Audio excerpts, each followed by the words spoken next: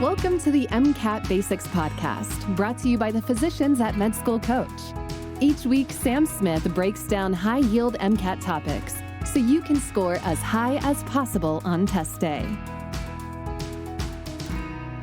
Hello, and welcome to a bonus episode of Sam's MCAT Basics. In this podcast, I'm briefly going to discuss what the most important organic chemistry reactions to know and have memorized are. Which mechanisms should you know? Which ones don't really matter? I came up with this list a few different ways. So the first was reviewing all the practice material by the AAMC. You could pick out a few that came up a few times. And then also I went through, some blog posts, some stuff from studentdoctor.net, Reddit, kind of see what the consensus was in terms of which reactions are most important to know and have memorized for the MCAT. And so then this podcast is to essentially say, okay, these are the ones you need to know. I'm really not going to go in too great of detail. And that's just because, when you're memorizing these mechanisms, it doesn't help that much to have somebody say it to you. It helps really to have it drawn out and see it for you.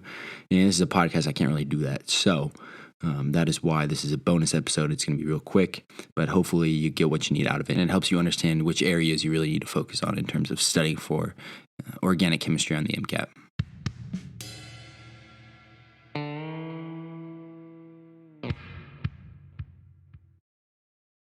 So here's what I've deemed as the most important reactions to know. So you have SN1 and SN2, which are nucleophilic substitution reactions. Then we have Carbonyl Substitution Addition reactions.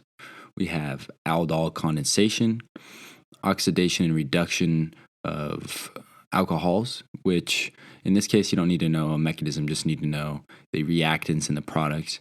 And then Fischer Esterification and Saponification, which is the kind of the inverse of Fischer Esterification.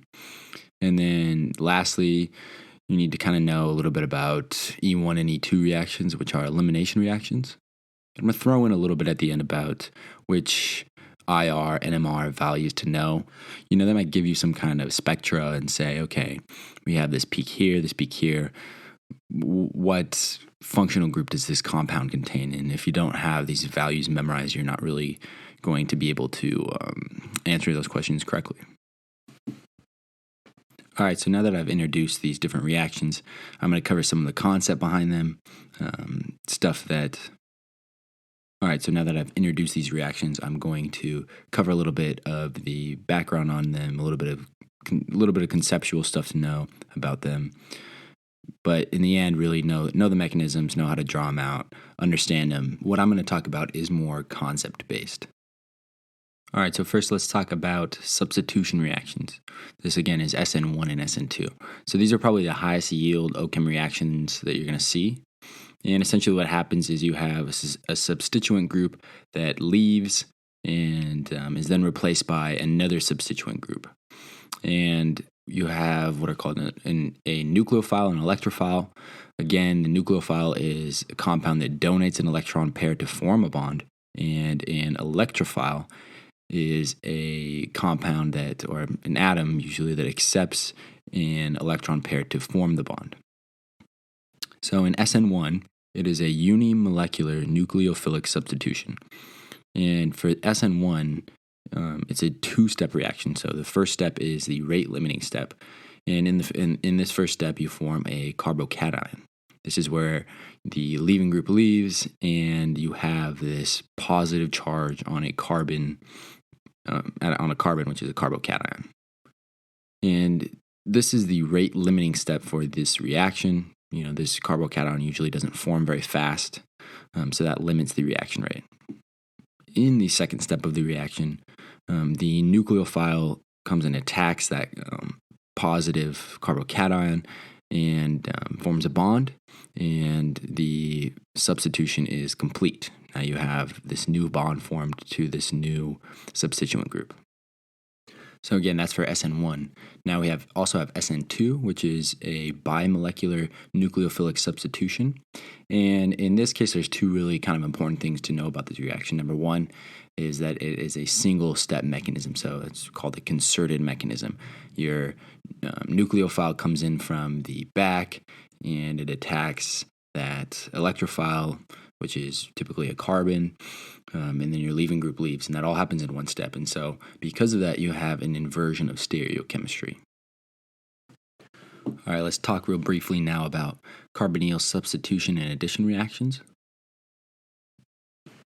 So carbonyl substitution reactions are reactions between some kind of alcohol and a carbonyl. And a carbonyl is simply a carbon double bound to oxygen. And in this case, when you have substitution reactions, this carbonyl either has to be a carboxylic acid, an ester, an anhydride, or an amide. And so essentially, you have to have some group that can leave. You have to have some kind of leaving group. And so what happens is you have this carbonyl and this carbon that's delta positive. The electrons are being pulled away from the carbon by the oxygen, which is much more electronegative. And it has that delta positive, and you have some alcohol that comes, and the lone pair on that alcohol, on the oxygen specifically, comes and attacks that carbon. That bond breaks. Your group that was on there before, let's say you had a carboxylic acid, it's an OH that then leaves, and then you reform that carbonyl bond or that carbonyl group. Addition reactions are very similar in a lot of ways. The key difference here is that addition reactions happen when you have either ketones or aldehydes, right? Because ketones and aldehydes don't have these leaving groups that can leave. So what happens is you have the same thing happen where you have some kind of nucleophile. It comes in and it attacks that carbonyl carbon that's delta positive, and you have a bond that forms. But this time you have no leaving group. So that nucleophile just adds on, and you end up going from a carbonyl to a OH, or a alcohol group, if that makes sense, a hydroxide. So again, the keys are this. For substitution reactions, you need to have some kind of leaving group, and that either comes from a carboxylic acid, ester, anhydride, or an amide. If you don't have those, then you got to think, okay, I have some kind of addition reaction here, and that happens in the case of ketones and aldehydes.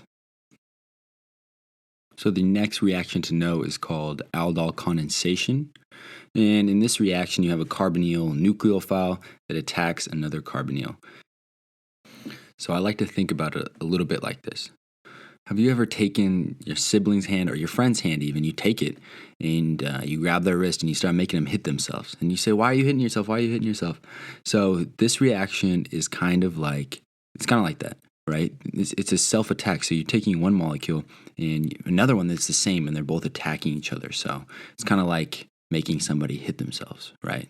Self-attack. Anyway, so in this reaction, what happens is you have a few different steps. So first, you have an alpha hydrogen that gets removed, and you do this part under very basic conditions. You need very basic conditions in order to remove that alpha hydrogen.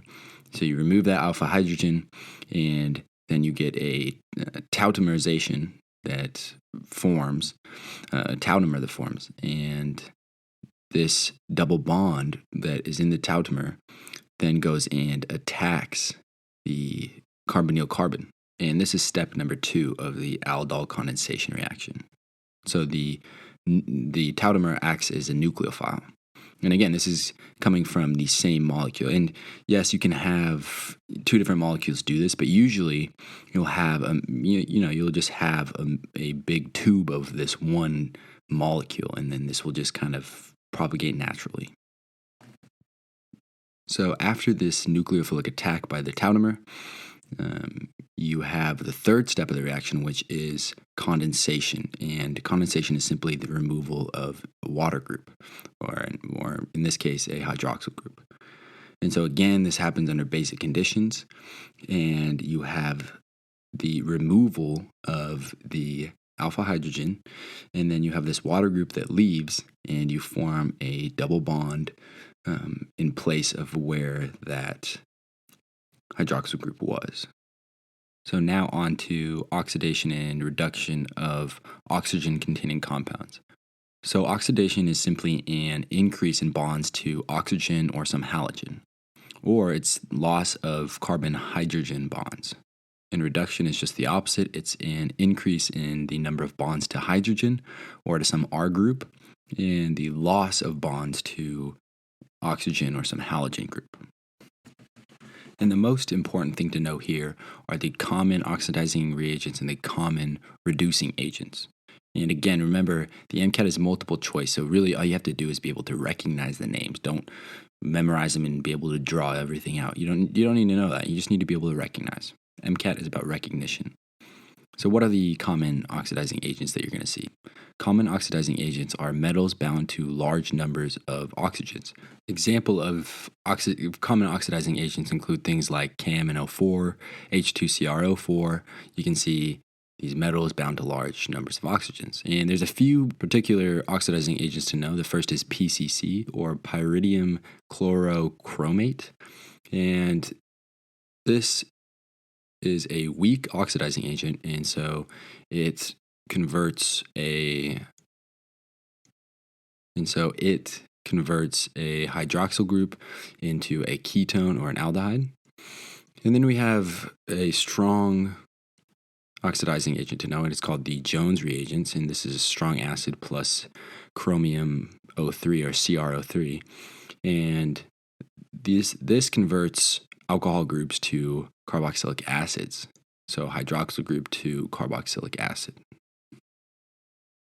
On the other hand, common reducing agents typically have large numbers of hydrides bound to metals, so things like lithium aluminum hydride, sodium borohydride, which are LiAlH4 and NaBH4 respectively.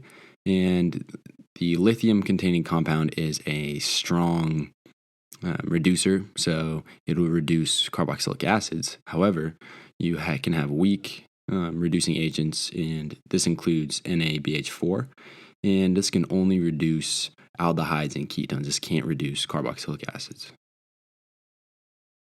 Okay, so let's get into the last two mechanisms or reactions to know. The first is Fischer Esterification and Saponification. They're kind of the reverse of each other.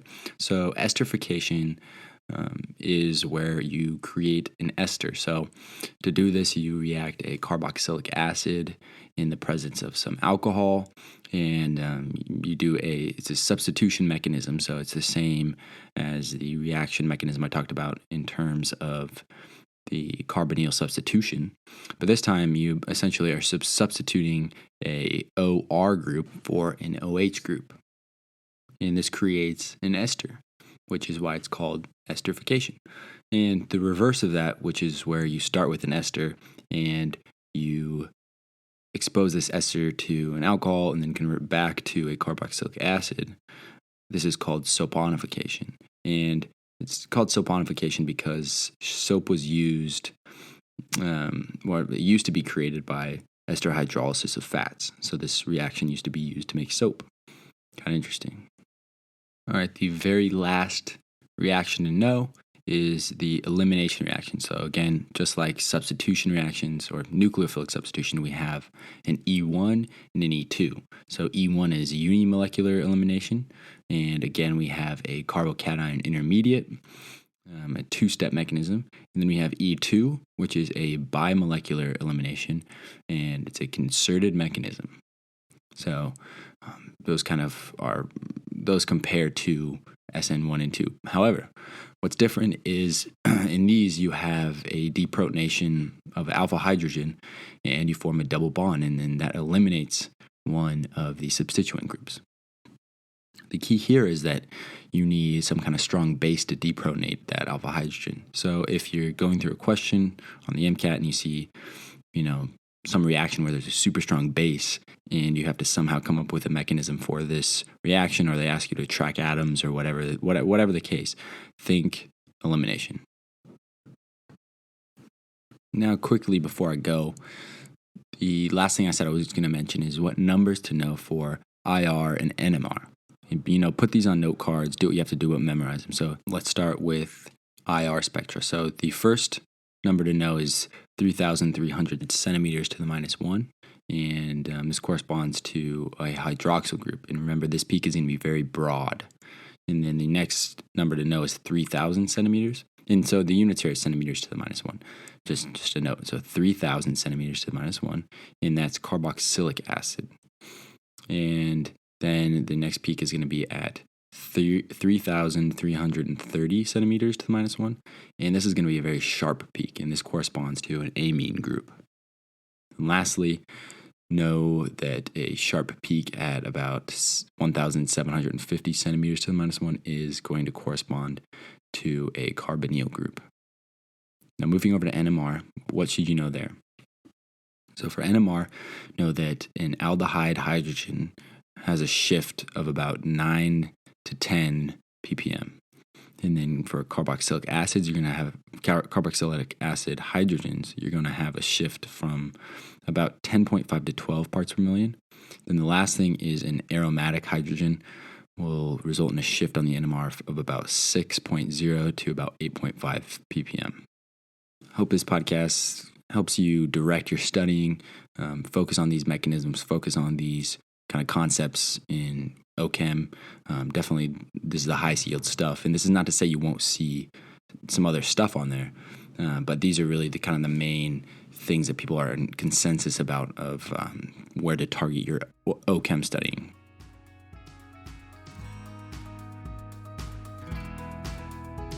Each episode of MCAT Basics is brought to you by Med School Coach.